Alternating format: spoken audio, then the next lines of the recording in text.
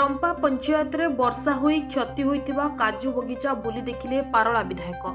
गजपति जिला गोसाणी ब्लॉक अंतर्गत रंपा पंचायत देउला ग्राम ठारे एक क्रिकेट टूर्नामेंट उद्घाटन उत्सव रे मुख्य अतिथि भाव जोग देइथिले पारला विधायक रूपेश पाणिग्राही। ग्राम ठारू युवक माने एकत्र होई विधायक को भव्य स्वागत जणाइथिले। परे उद्घाटन परे खेल आरंभ होइथिला। এই टूर्नामेंट प्राय 2 मास धरी 40 कोटी टीम खेल रे शामिल हेबा नै सूचना रही।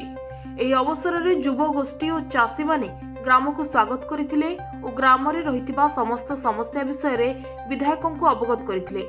ମୁଖ୍ୟତଃ ଚଳିତ ସପ୍ତାହରେ ବର୍ଷା ହୋଇ କୁଆପଥର ମାଡ଼ରେ କାଜୁ ଆମ୍ବ ବିଭିନ୍ନ ଚାଷ ଜମିରେ ହେଉଥିବା ପରିବା ମଧ୍ୟ ନଷ୍ଟ ହୋଇଥିବା ଦେଖିଥିଲେ ବିଧାୟକ। ତୁରନ୍ତ ଏହି ସବୁ ସମସ୍ୟା ବିଷୟରେ ବିଭାଗୀୟ ମନ୍ତ୍ରୀ ଓ ଜିଲ୍ଲା ପ୍ରଶାସନକୁ ଅବଗତ କରିବେ ବୋଲି ବିଧାୟକ ଜଣାଇଛନ୍ତି।